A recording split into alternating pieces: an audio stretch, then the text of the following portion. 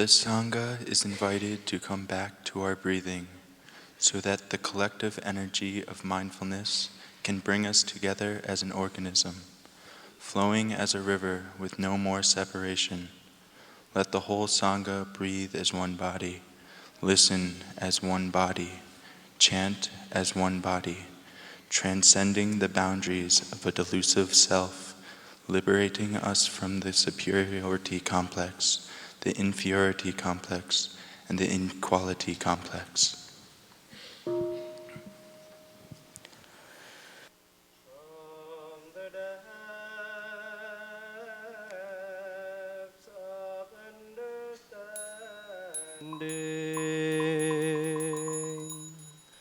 A flower of great eloquence blooms. The Bodhisattva stands majestically upon the waves of birth and death, free from all affliction.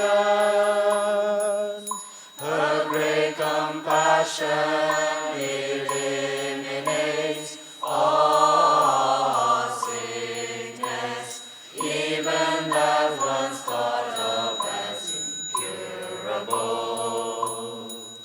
Her wondrous light sweeps away all obstacles and dangers.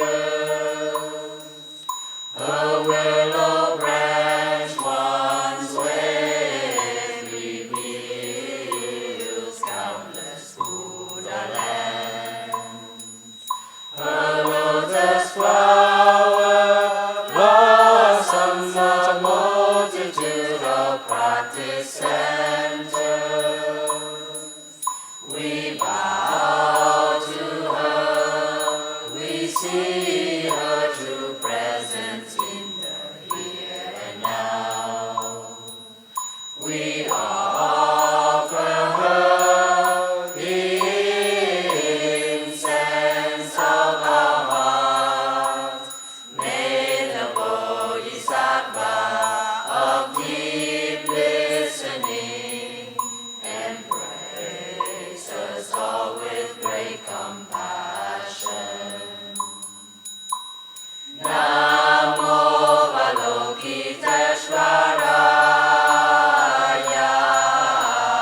Namo Avalokiteshvaraya. Namo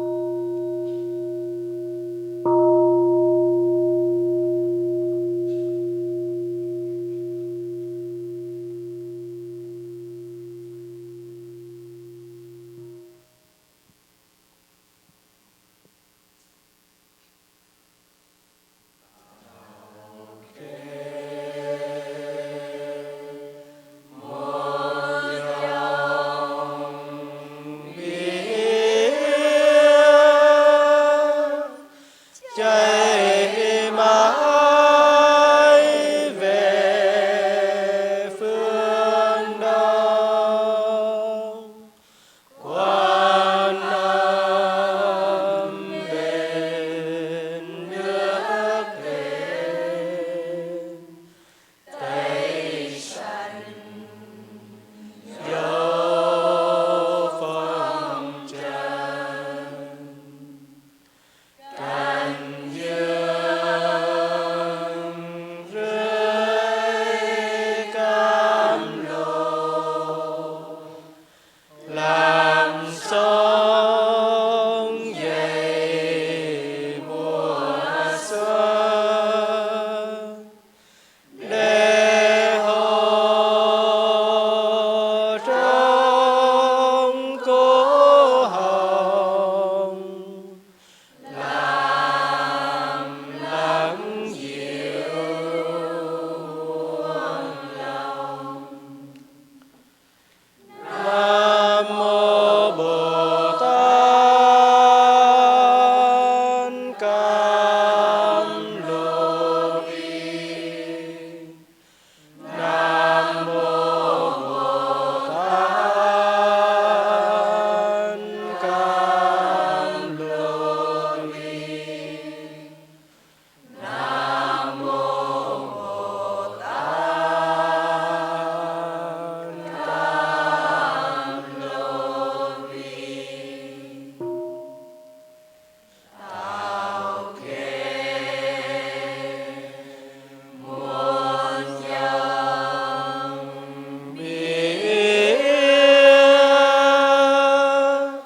chạy mãi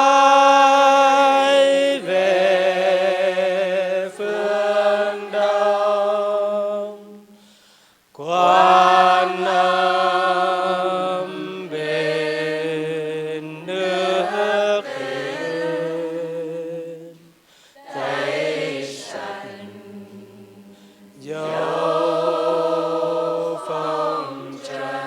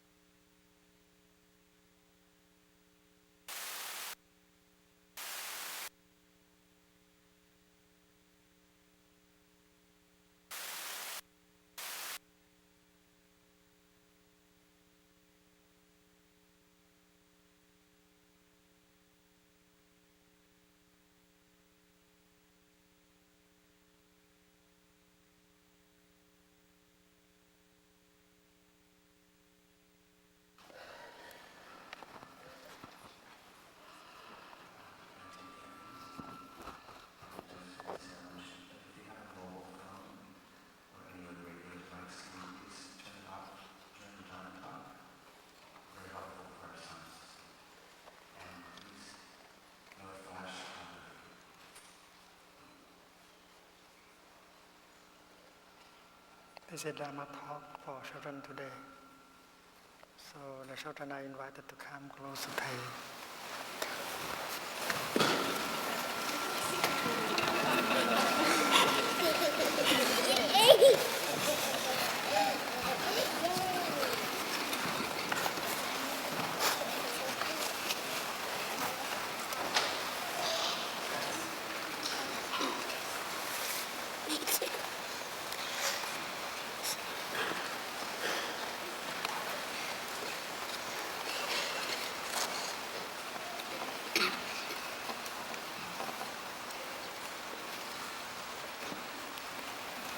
I want to be sure that everyone hear me.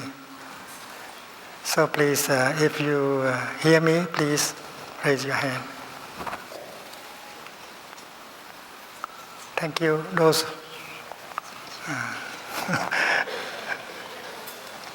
Can you hear me? It's okay.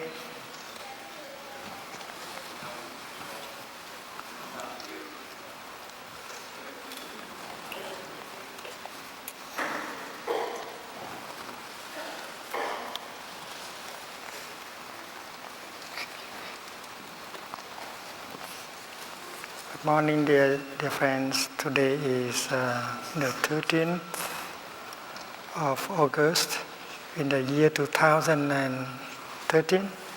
You hear me? And we are on our third day of the retreat. Happy teachers will change the world. Everyone here? Well enough?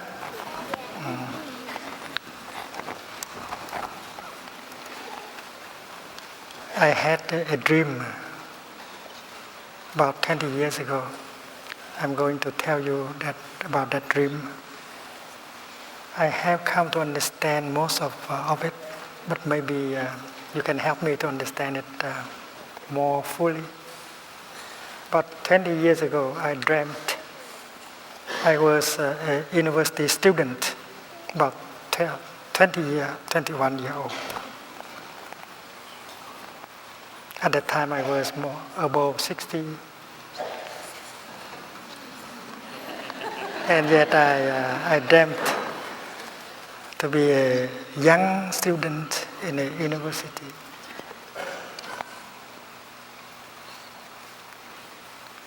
And I learned that I was accepted to be in a class of a very illustrated teacher, professor of the university. It's very rare that you are selected in order to be in his class. The most prestigious professor in the university.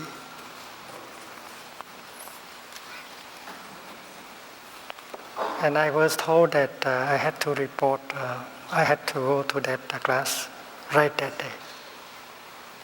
So I was inquiring about the location, the place where I should go to, in order to meet the professor and to follow the class.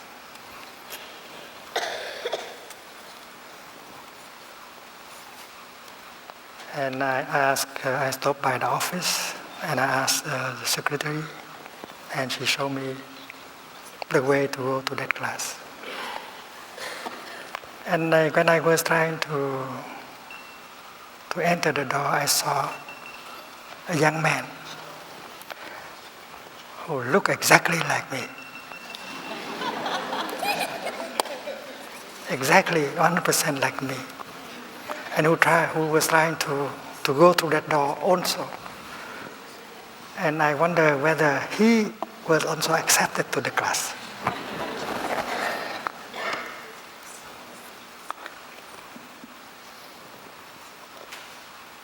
I was very curious to know whether that young man who looked exactly like me was accepted into that class. So I inquired about it with the secretary. And she said, that young man? No. Him? No. You? Yes, but him? No.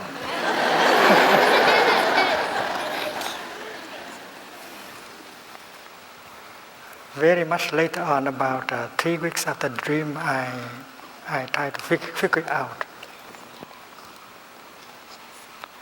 And I thought that I had undergone some kind of transformation. So I left behind myself. So the young man that looked exactly like myself, he had been myself.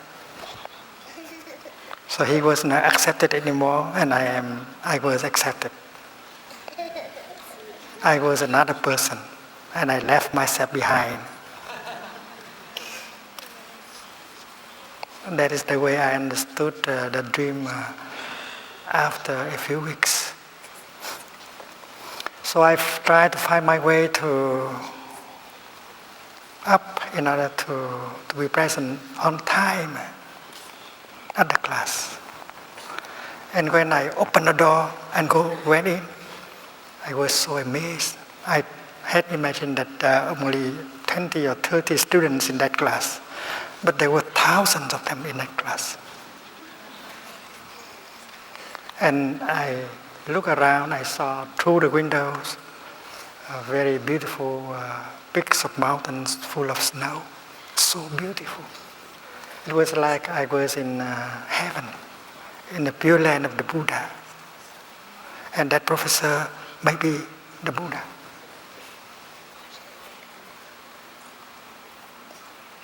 And I forgot to tell you that half my way, I inquire about the class. What is he teaching? What kind of subject that he's taught? And they said, music. I was very surprised. I was not a student of music at all. And I was accepted into this prestigious class of music. I was so embarrassed. And finally, I came to that class. I opened the door and got in, and I saw so many of them.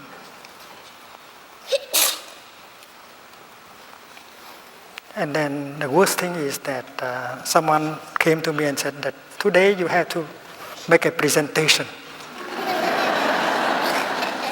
You are the first to make a presentation in front of the professor and in front of all the other students. I was so embarrassed. I was not a student of music, and I have no instrument with me.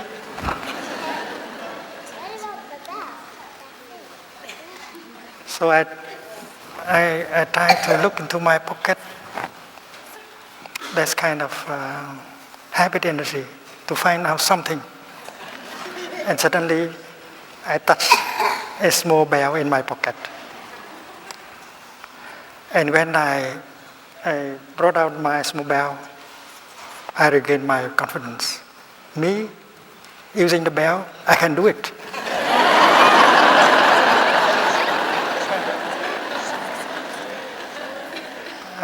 I have been learning how to use the bell since I was ordained as a novice monk at the age of 16. So at least I know how to use the bell. So I was going to demonstrate as how to use the bell to the whole class. So all my worries just vanished. I was very confident that with that small bell I can do something. And then people say that the professor is coming. And we will prepare in order to see him. But at that exact moment, I woke up. I did not see the professor. I spent a lot of time thinking, trying to figure out what is the meaning of that dream. As a novice monk, I had to learn how to use not only the bell, the small bell, but the big bell, and this huge bell. And we have to learn how to use the drum, the wood drum. We had to chant. So we had been learning music also, not only Buddhism, but that kind of music that can help us to feel more peaceful, calmer, and happier. And I should tell you that I have been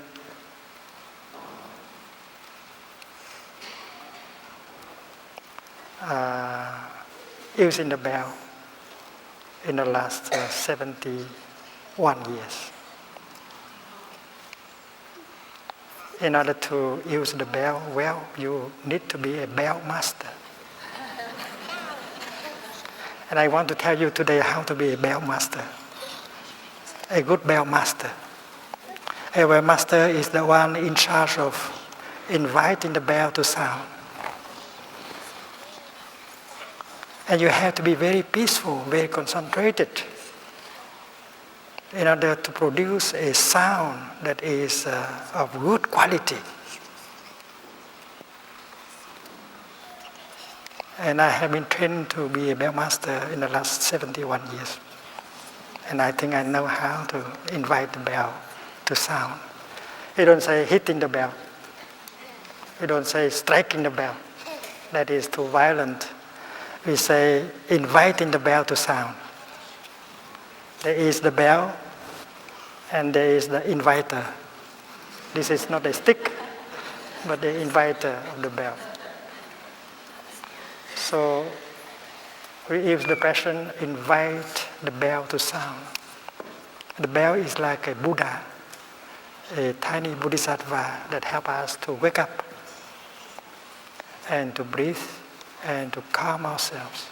You know, when someone is calm, when someone is peaceful, there is no violence, there is a compassion.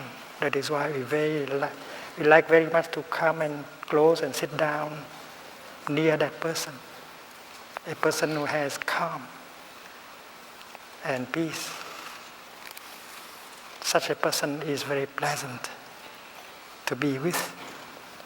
I want you to learn how to invite the bell and breathe so that you can become such a person who is calm, who is peaceful, who is pleasant to be with.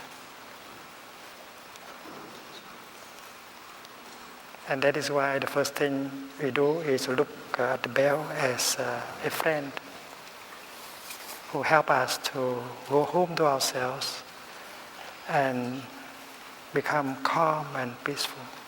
And that is why before you invite the bell to sound, you have to bow to the bell.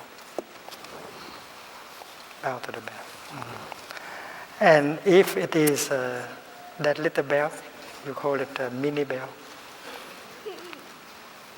The bell has also a cushion. The bell practice sitting meditation also.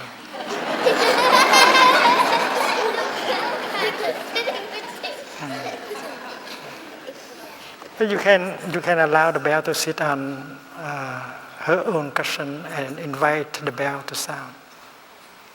But in the case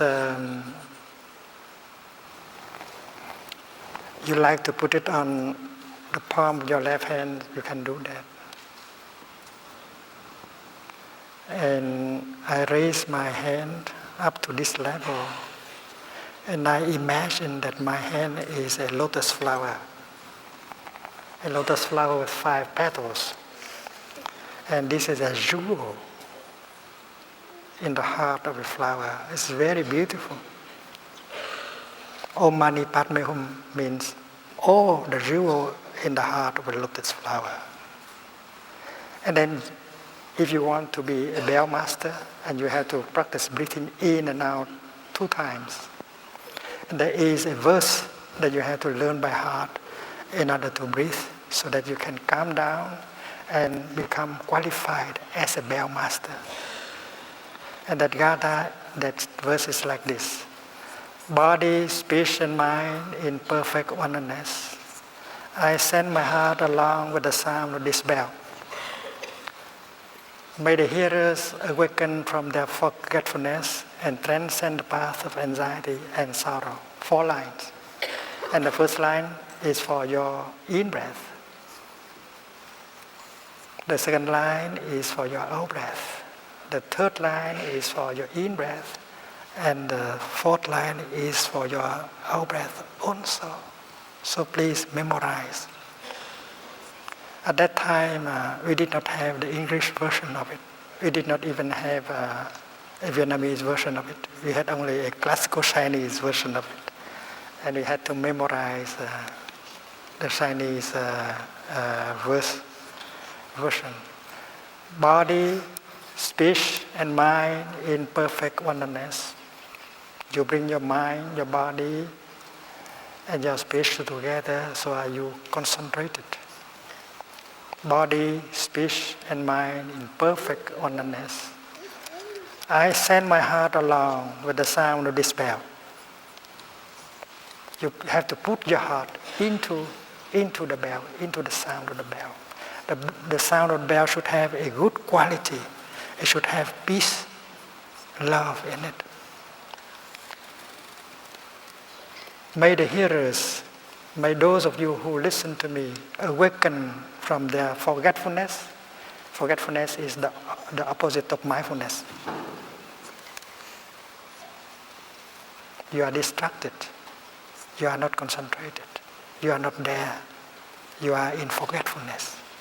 But when you breathe in mindfully, forgetfulness is gone and you are mindful. You are concentrated. May the hearers awaken from their forgetfulness and transcend the path of anxiety and sorrow.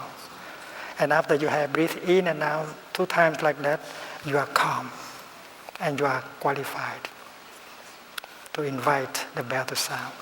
You are now a bell master.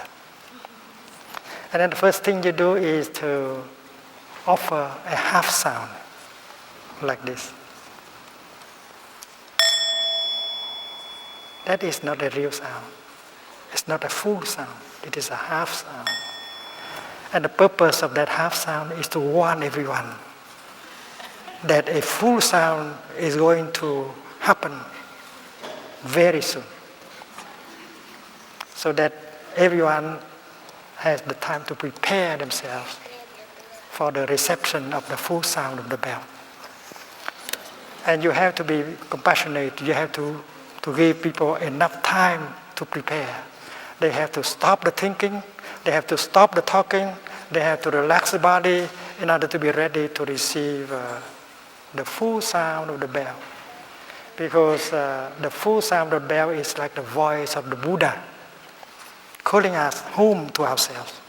That is why we have to be very respectful when we listen to the voice of the Buddha. So you make a half sound. Everyone knows that very soon a full sound of bell is going to happen.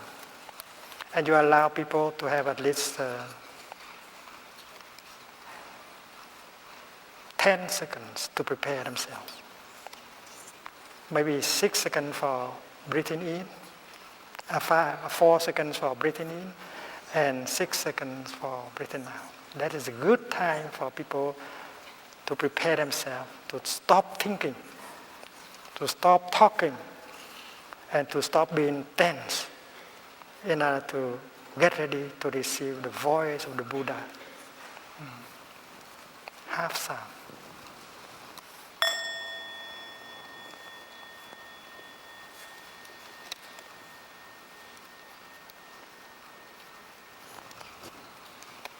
And then you invite the full sound.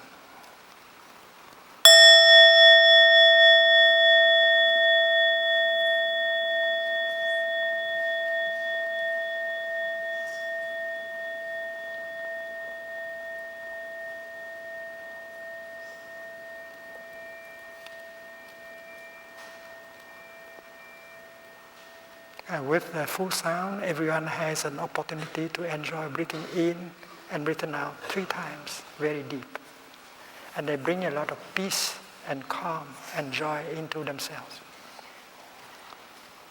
And when you hear the full sound, you begin to breathe in and you say, I listen, I listen.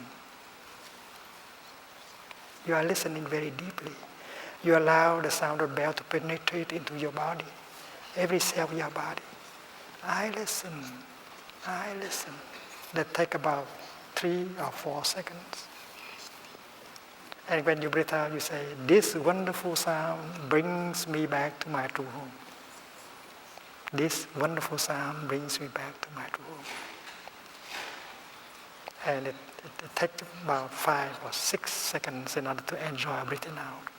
And if you do it well, and then peace, calm, and joy will be available in your body, in your mind. I listen. I listen. This wonderful sound brings me back to my true home. My true home is in the here and the now. Many wonders of life are there. The sunshine, the trees, the birds, the sky, everyone, everything. And that is why it is my true home. My true home is in the here and the now. And you have a chance to breathe 3 times like that. I listen, I listen. This wonderful sound brings me back to my true homes. And you have to allow people enough time to enjoy 3 deep in-breaths and 3 deep out-breaths. And because you are young, and that is why your in-breath and out-breath are shorter than the in-breath and out-breath of adult.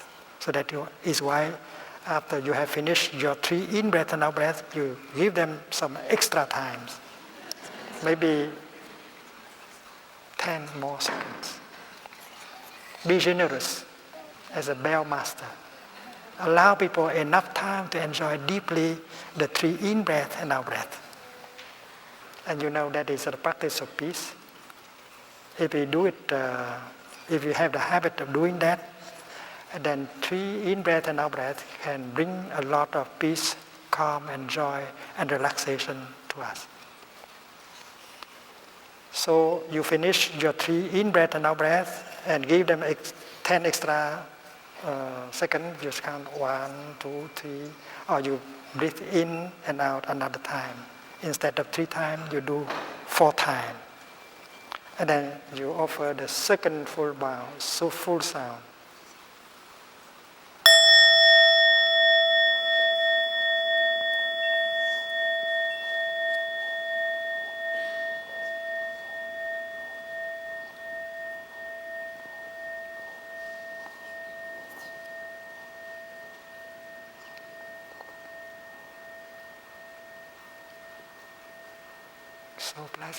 So pleasant, and you give them 10 extra seconds, and you invite the bell for the 3rd time. After that, you finish your task as a bell master. You lower the bell, and you put it on its own cushion, and you bow. As for the big bell,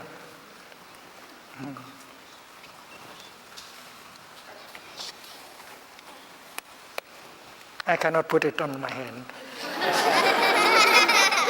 It's so heavy. So I hold this inviter and put my left hand and my right hand like that, and I practice breathing. Body, speech, and mind in perfect oneness. I send my heart along with the sound of this bell. May all of you who listen to me awaken from your forgetfulness and transcend the path of anxiety and sorrow. And I go hold the inviter and make a half sound. And allow people to have enough time to prepare themselves before I invite the bell to emit a full sound.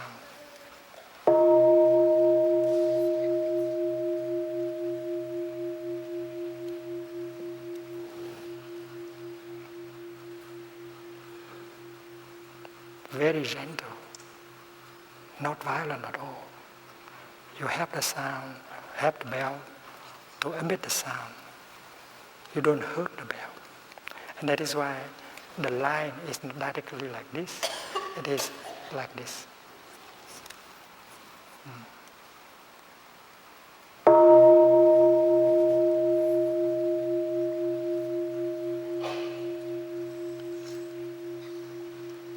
It can bring a lot of peace, and calm and joy to everyone. So now I would like to conclude, and I will lend you this mini bell to practice today. Everyone should learn how to be a bell master, because when you go home, I like you to arrange so that in your home there is a place for a bell. And in the morning, before going off to the school, you sit down with your parents and enjoy breathing in and out 3 times. You begin your day with peace and joy.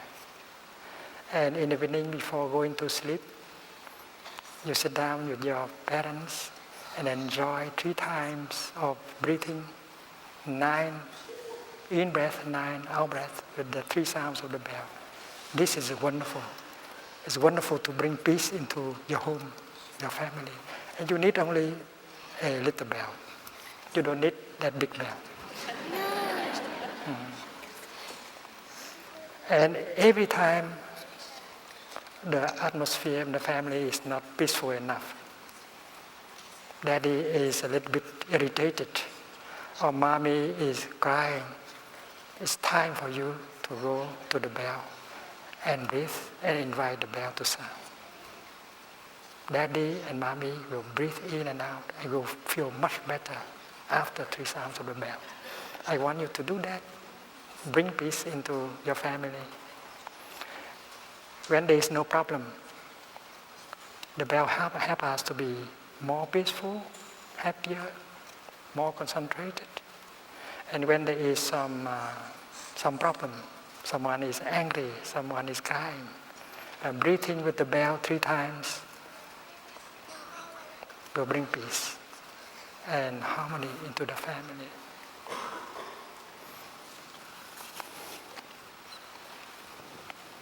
I'll come up there and draw the sounds of the bell.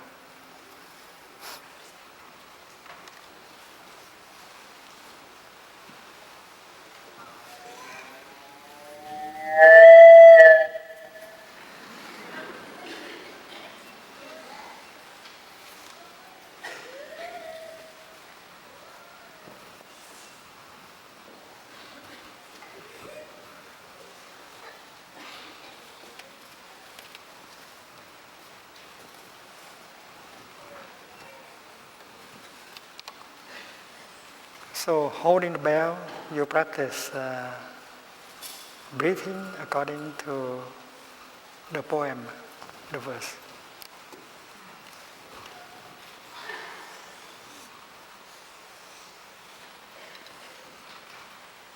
This half is the in-breath and this half is the out-breath. Body, speech and mind in perfect oneness. I send my heart along with the sound of this bell. May those of you who listen to me awaken from your forgetfulness and transcend the path of anxiety and sorrow. And then you offer the half sound.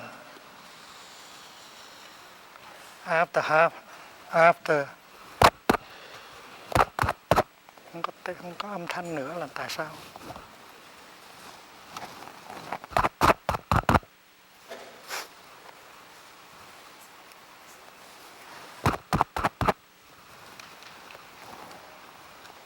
Chắc là cái vấn đề ở đằng kia. Không sao. Có rồi.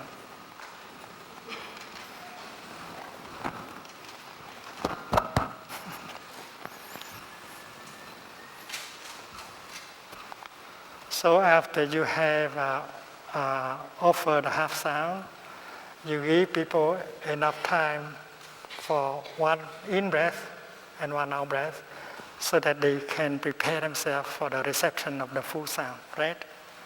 1 in breath and 1 out breath before you invite the bell for the first full sound. And after the first full sound, everyone is practicing.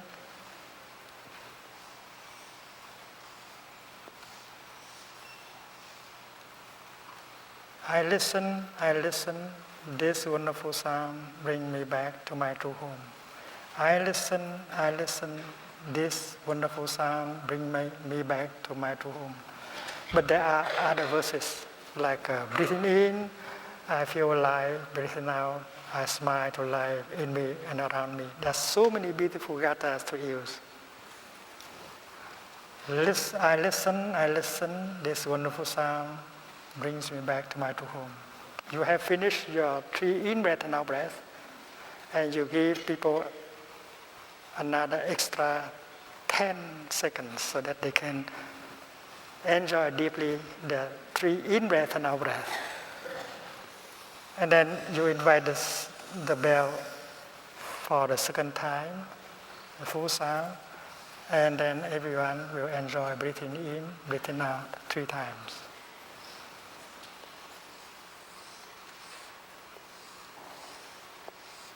And then the third sound, the third full sound, followed by 3 in-breath and out-breath. And then you put the bell down. You have finished your duty as a bell master. So hopefully today you will learn well, and everyone can become a young bell master. Thank you. When you hear the small bell, stand up and salute the Sangha before you go out and continue your practice.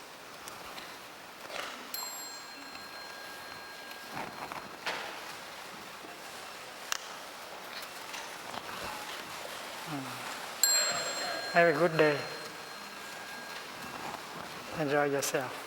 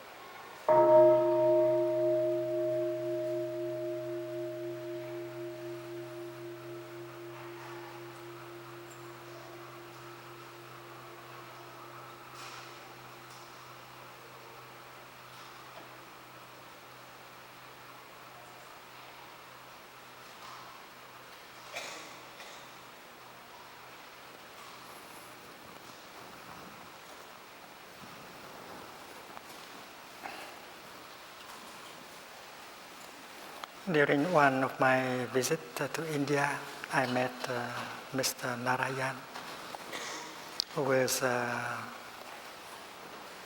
chairman of the National Assembly of India. And I proposed that they practice the bell of mindfulness in the Congress, in the House of Congress, the House of Parliament. Because very often the atmosphere in the house got very hot, and nobody is listening to nobody else. It's very difficult to handle. So during the meeting with him, I proposed two things. The first thing is that beginning a session, someone should read a meditation. Something like this. We have been elected by our people to combine our wisdom and experiences to make the kind of law that can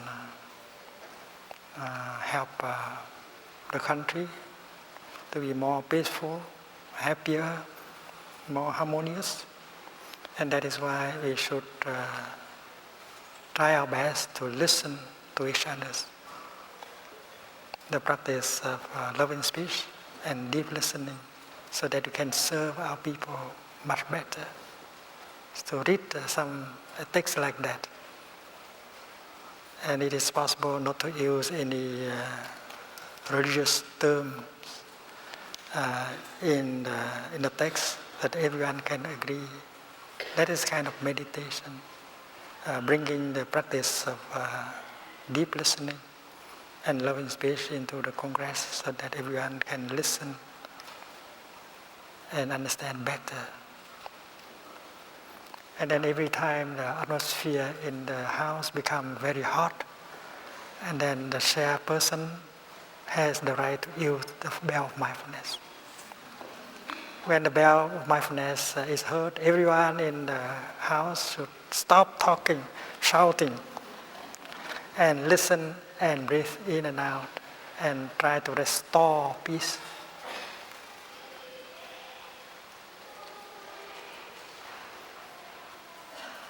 And Mr. Narayan was very excited about the proposals. But unfortunately, a month after that, he was elected president of India, so he had to leave the house. But during that month, he was able to set up an ethics committee in the house, led by the former prime minister, to take care of the spiritual dimension of the life in the Congress.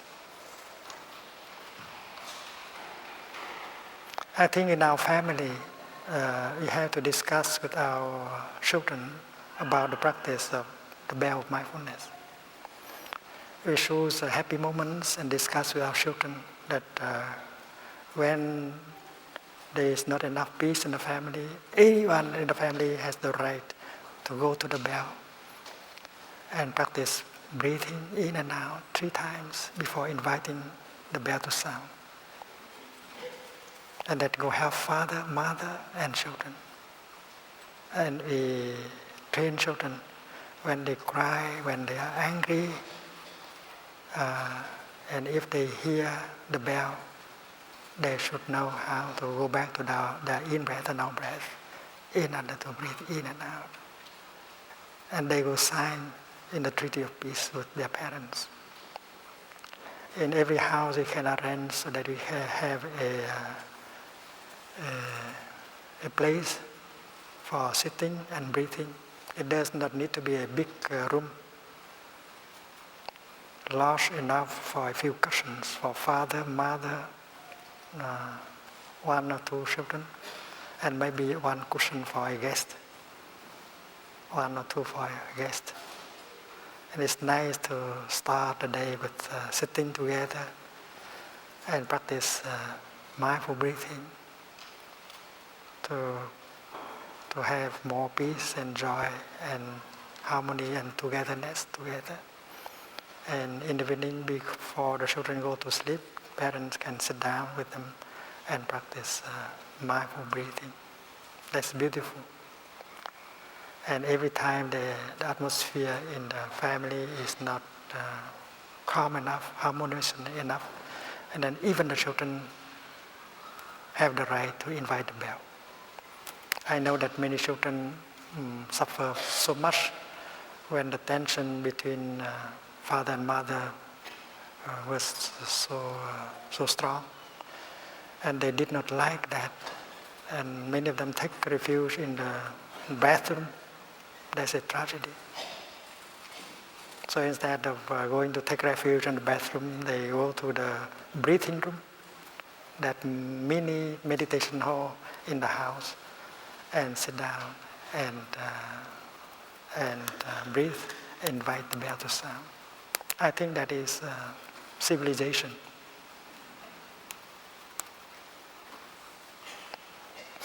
There is a habit energy in every one of us. We are used to run. And we are not capable of stopping and enjoying the present moment. And we know in principle that life is available only in the present moment. And yet we are used to run. And that is why walking meditation is a wonderful way to learn how to stop. Your destination is in every step. And you touch life deeply with every step and all the wonders of life. And that is why the word "I have arrived" can be very helpful. I have arrived. I am home. And learn a new habit of go home to the present moment in order to live your life more deeply. So we can begin slow walking meditation when we are alone. We choose a distance of 3 or 4 meters only, and we try to go slowly, one in breath and one step. I have arrived.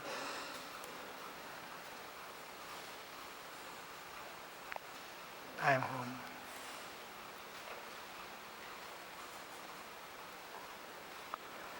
And if you have not arrived 100% in the here and now, stay there. Do not make another step. Challenge yourself. And breathe out and breathe in again until you feel that you have arrived 100% in the here and the now. And then you smile, a smile of victory, and you make the second step. I am home. And that is to learn a new energy, new habit, a new habit, the habit of living in the present moment. Because that habit energy has been transmitted to us by our parents, by our ancestors. There is a belief that happiness is not possible right now, right here. We don't know why. And that is why we always try to run into the future and get some more conditions of happiness. We don't believe that we have had already enough conditions of happiness. So every step helps us to stop running. Because we have the habit of running even during our sleep. We try to run, to look for something always. And therefore, the habit energy is very strong. And the practice of mindfulness is to become aware of that habit energy. Smile to it. And when you recognize the habit energy and smile to it, the habit energy cannot push you anymore to run.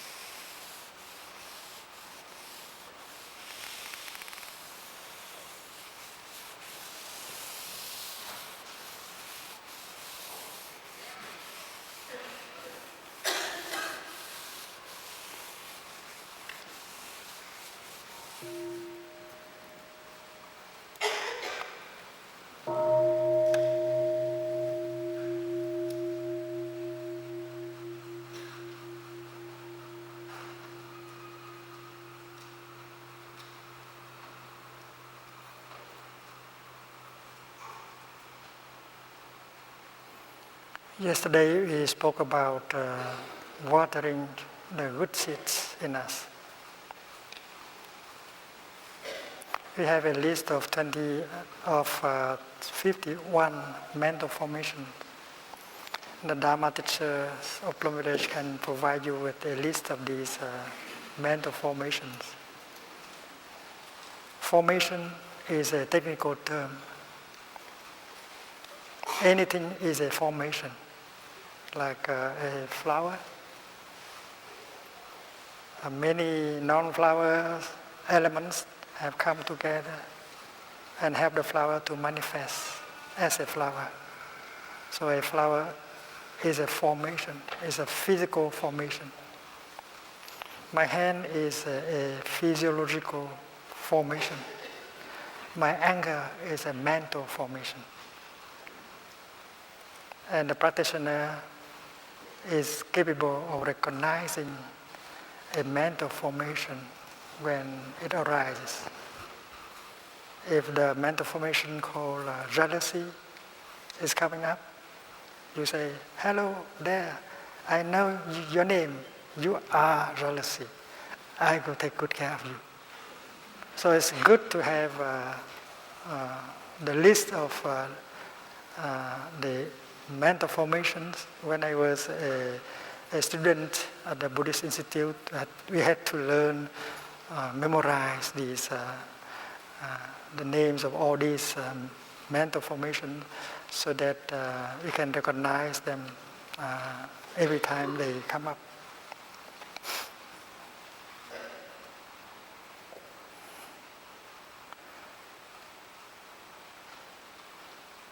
Mindfulness is a mental formation.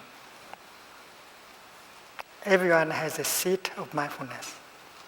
And if we practice diligently, and then the grain, and then the seed of mindfulness in us will grow bigger and bigger. And anytime we need that energy of mindfulness, we just touch it, and we have plenty of it in order to make use. And we know that mindfulness has the power, has the capacity to allow us to know what is going on.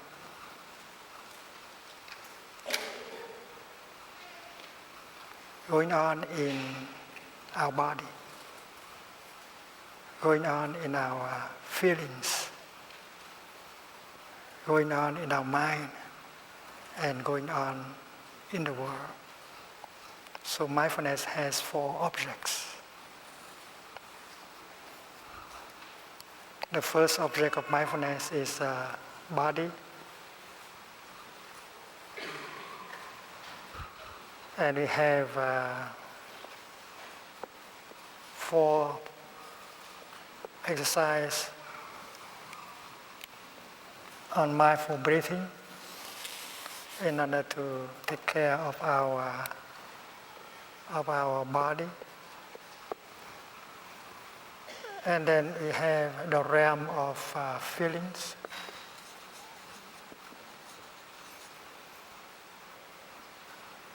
And we have another set of 4 to take care of our feelings and emotions. And the third object of our mindfulness is the mind. The mind means the mental formation. The mind is kind of a river, and the mental formations are drops of water, succeeding each other and make a stream. So to meditate means to sit on the river of the mind and recognize every mental formation as it arises.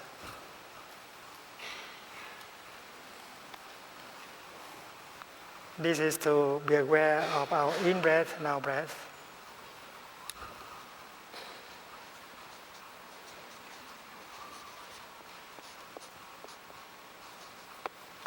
This is to follow our in-breath and out-breath. This is to be aware of our body. This is to calm our body. This is to generate the joy. This is to generate happiness. This is to be aware of the painful feeling, emotion. And this is to calm down the painful feeling and emotion. So mindfulness has the body as the first object, feelings as the second object, and mind as the third object. And the 9th exercise is to be aware of each mental formation as it is arise. Simple recognition, simple awareness, no attempt to fight or to grasp. No grasping, no fighting. Just allow the mental formation to be there and recognize it. Hello, fear. I know you are there. I will take good care of you.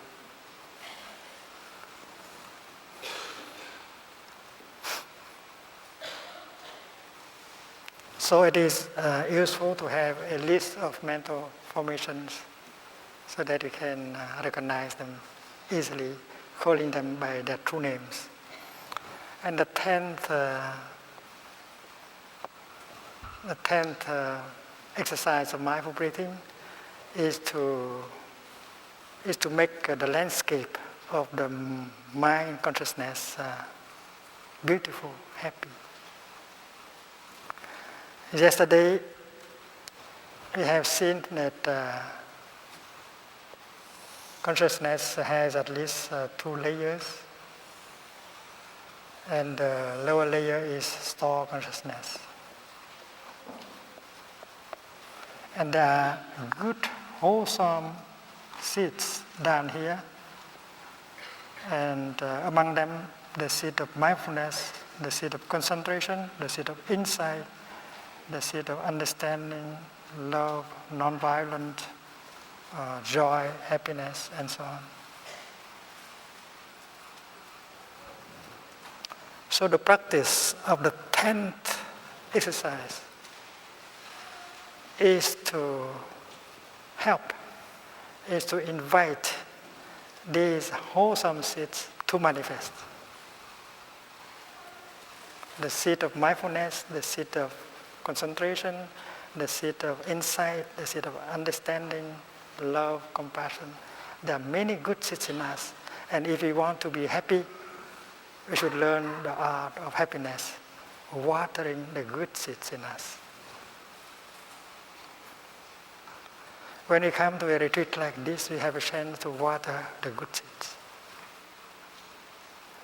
Everything we hear, we see, have the function to water the good seeds in us. And that is to gladden our mind, to make the landscape of mind beautiful.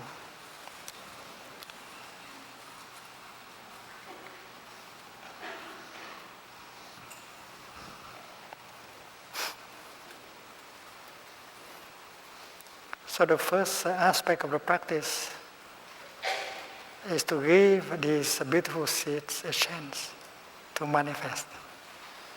If they manifest on the upper of our level of our consciousness, we are happy, we are joyful. So a good practitioner knows how to water the wholesome seeds in him or in her every day. She has to select. Because when you read a magazine, an article in a magazine, that article may contain a lot of anger, frustration, or fear. And while you are reading that article, you water the unwholesome seed. They come up and you suffer. So you have to be selective in watering.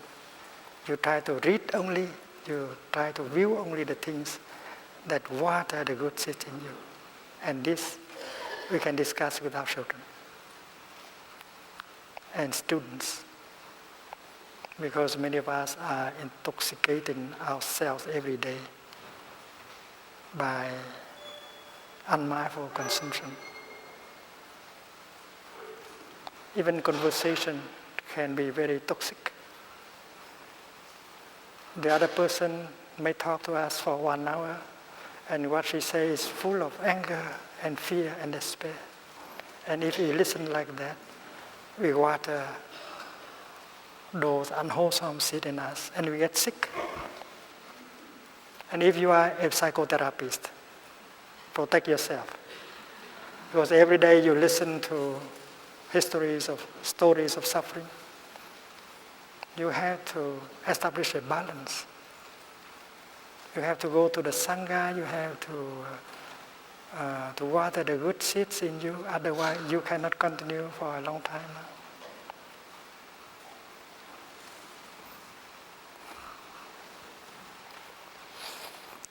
So the good practitioner knows how to water the good seeds and give them a chance to manifest up here on the level of mind consciousness.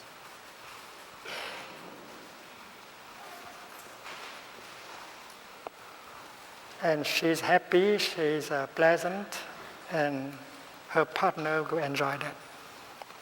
And the practitioner also knows how to help the other person to do the same. Darling, if you care, you really care for me, don't water the negative seed in me. You know that I have the seed of anger, fear,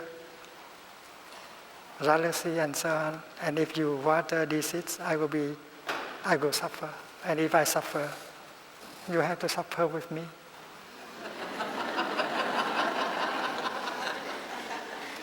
So darling, I promise that I will not water these negative seeds in me. And you have to make the same commitment. You do not water these unwholesome seeds in you. And I make the commitment not to water them in you. And you make the commitment not to water this unwholesome seed in me. This is a peace treaty you sign with your partner.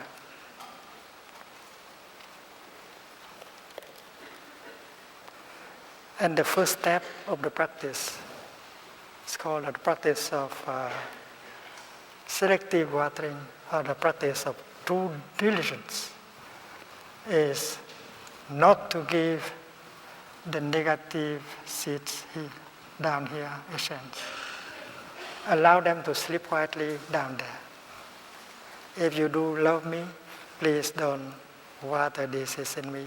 And I promise that I will not water these unwholesome seeds in you.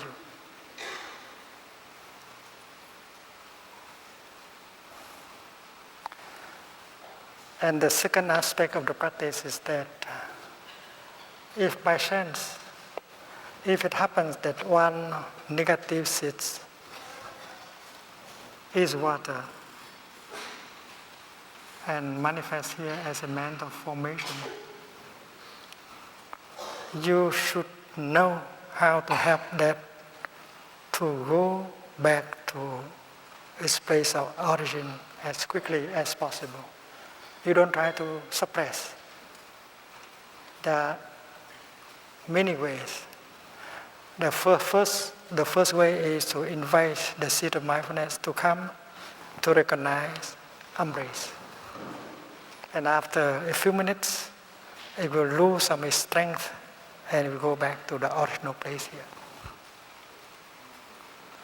That is the first method, helping that seed to go back as quickly as possible by the way of recognizing and embracing. This we have talked about yesterday already. The second way is to invite the opposite seed in here to come up. Because you have a seed of anger, of violence, but you also have a seed of tenderness, kindness. And when the seed of tenderness and kindness and compassion is invited to come up, their seed will withdraw by itself. It's like a television set with several channels, and up to you to choose. Channel 1 or channel 2. Hell or paradise, up to you to choose. Just push on a button. So the first aspect is that the negative seed down here, don't give them a chance in yourself and in the other person. And the second aspect is that if one of them happen to manifest here, try to help it to go back as soon as possible. Because the longer it is up here, the bigger it will grow down here at the grassroots level. People who are very angry. But 10 years ago, they were not angry like that. Because the seed of anger in him has been watered every day by himself and by his friends. So that is why not to water the negative seed is a practice. And we have to agree with our partner. Our partner may be our father, our mother, our son, our daughter, our friend.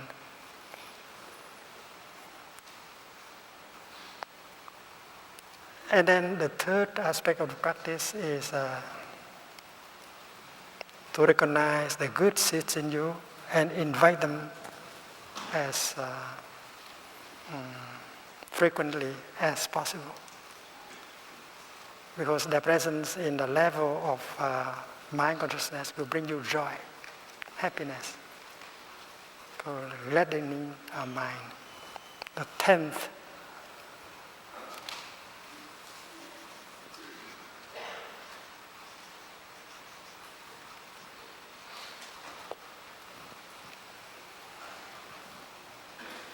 and when a good seed has manifest up here,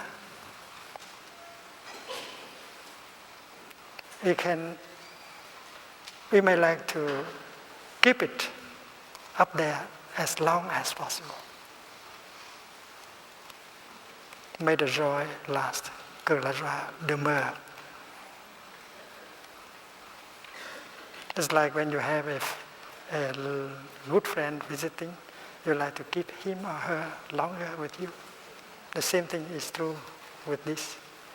If a feeling of joy, feeling of happiness, a feeling of compassion has manifest, try to keep that feeling up there as long as you can, because the longer they remain here, the bigger they will grow down there. At the grassroots level, the good seed will continue to grow.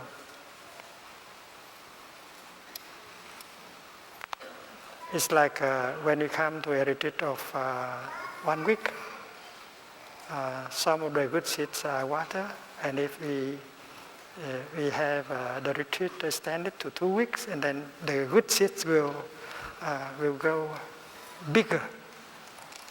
So these are 4 levels or 4 aspects of the practice. The negative seed, don't give them a chance. In me and in you. If they have already a chance to manifest, help them to go home as quickly as possible. The good seed, give them a plenty of chance to manifest. And when they have manifest, keep them up there as long as possible. And that is what we call in Plum village the practice of selective watering.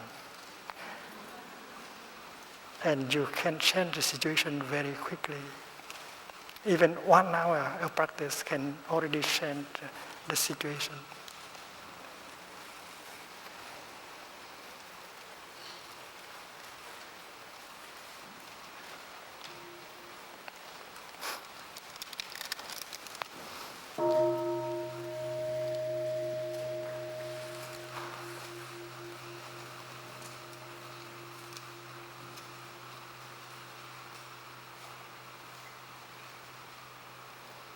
I remember that day was a Vesak day, the anniversary of the birth of the Buddha in Plum village. And I was giving a talk on the practice of selective watering. And I saw a lady sitting in the audience, and she cried from the beginning of the talk to the end. So after finishing the talk, I went to him, to her husband, and I told him, "Dear friend, your flower needs some watering." He understood right away. He understood the teaching, but he did not practice. He needs a sangha, he needs a teacher, he needs a friend of practice to remind him of practicing. So after lunch, he was driving home with his wife and practice. He watered the good seeds in her. And when they arrived at their home in Bordeaux, which is about 1 hour of drive, she was completely transformed, very joyful, very happy, and the children were very surprised. It was very quick. The result can come very quickly. Recognize the good seeds in him or in her, water them, and you see. The transformation can happen very, very quickly.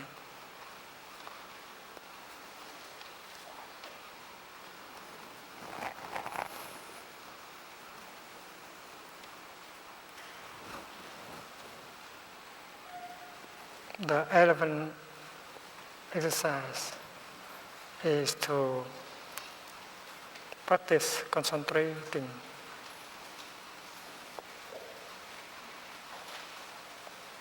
on a mental formation.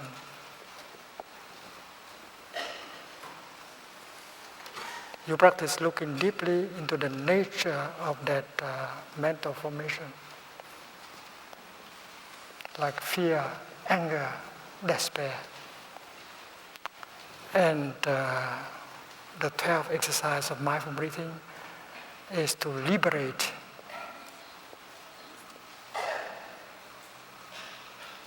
yourself from that mental formation,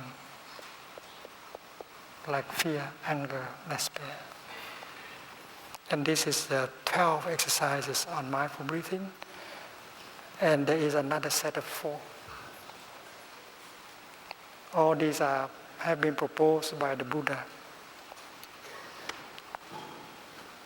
And this is the 3rd object of mindfulness. And the 4th object of mindfulness is called object of mind.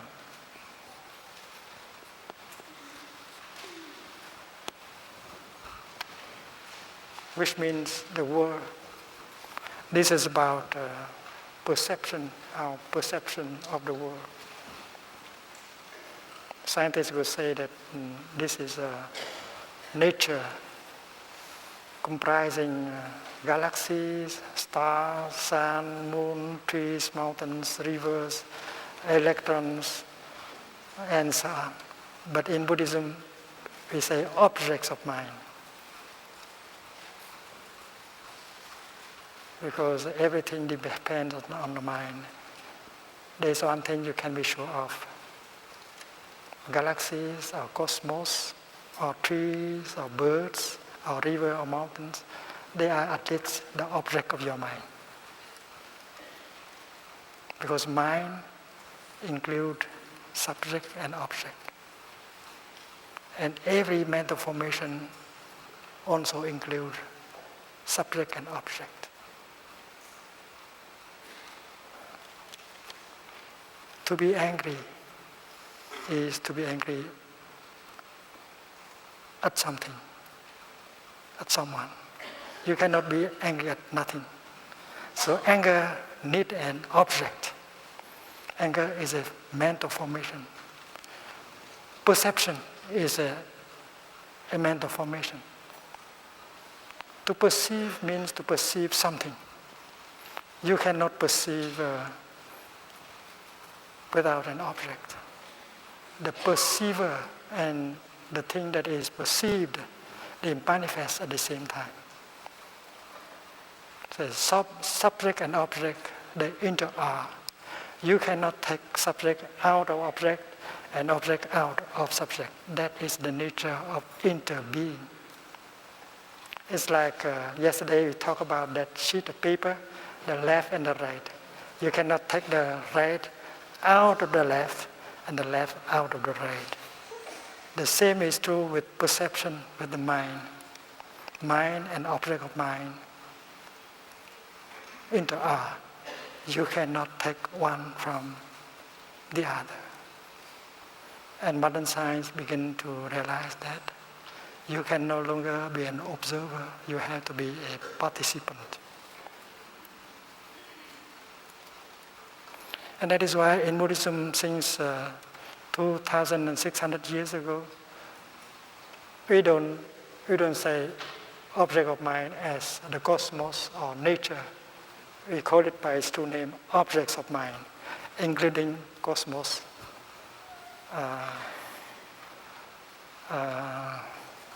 mountain, river, galaxies, and so on.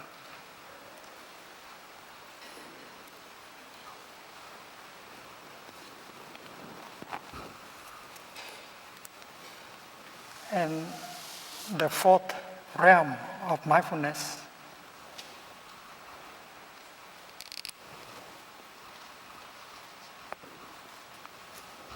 consists of practice of concentration that have the power to liberate. And the 13th exercise on mindful breathing is the contemplating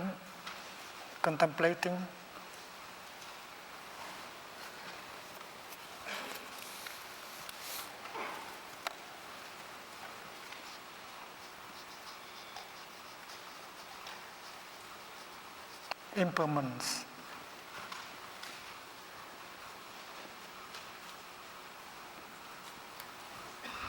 The 14th is contemplating the nature of non-craving. The 15th is to contemplate the nature of no birth and no death, which is a nirvana. Of no birth and no death of what is there. And the 16th exercise is contemplating letting go. Letting go of idea like being, non-being, birth, death, sameness, otherness. We will speak about this later on in the retreat. So the last 4 sets of exercise are the kind of practice of concentration that help liberate us from afflictions and liberate us from the kind of afflictions that make us suffer.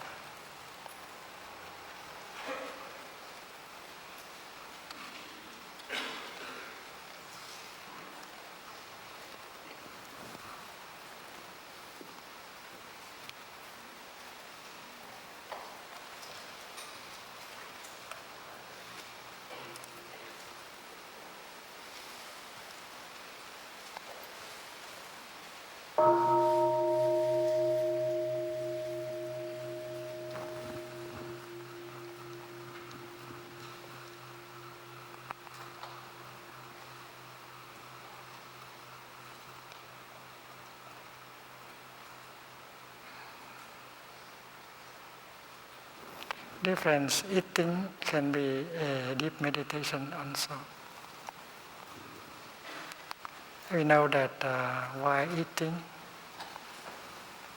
we focus our attention on the food and on the co-practitioners that are with us. And we take the time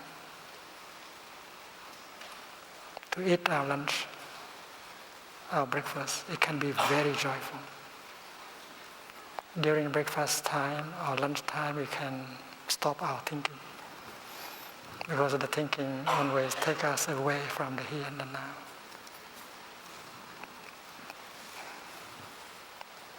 When I pick up a piece of bread,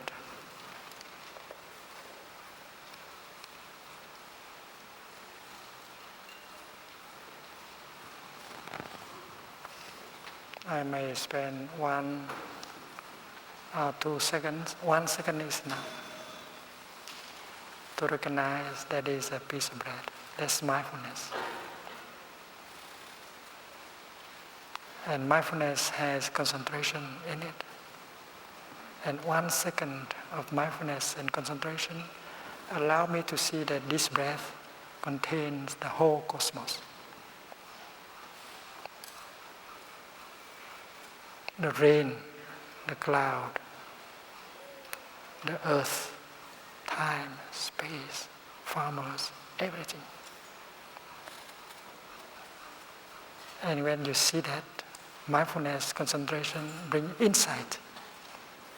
And you can see the whole cosmos in the piece of bread. Very quick. Wherever there is mindfulness and concentration, there is insight.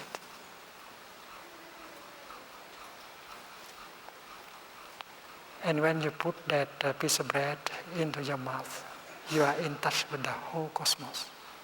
This is possible when you stop your thinking.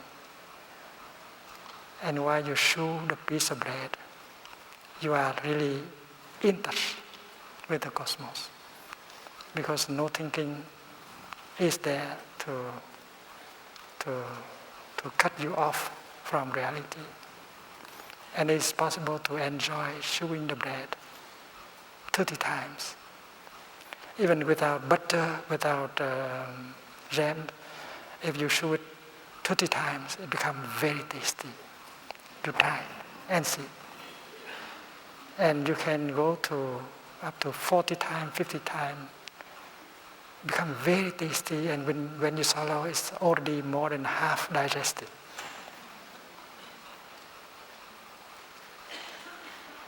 I have been in Catholic monasteries. I see the monks, they don't pay attention to the food. While eating, they read the life of a saint. They want to take their mind off the food and focus on the life, the virtues of a saint. But in the Buddhist tradition, we do the opposite. We just focus our attention on the food. We see the food as the cosmos. If in the Eucharist, you see the piece of bread as the body of Jesus, and then in the Buddhist tradition, we see the piece of bread as the body of the cosmos. And it takes only 1 second for you to recognize that the piece of bread in your hand is the body of the cosmos. Everything is there. Your piece of bread contains all information about the cosmos. And when you chew it mindfully, not thinking, you are in touch with the cosmos. And we can eat every morsel of our breakfast or our lunch in that way. And from time to time, we stop eating and we are aware of the co-practitioners, brothers and sisters in the Dharma who are there, and that can help build the spirit, the energy of brotherhood and sisterhood, joy and peace. In the Soto tradition, they also eat a little bit too quickly. I think to take time to eat, because the time for lunch or breakfast can be a very happy time. We take time to enjoy our breakfast and our lunch. and we get the nourishment not only from the food, but from the joy of brotherhood, sisterhood, and the being in touch with the cosmos.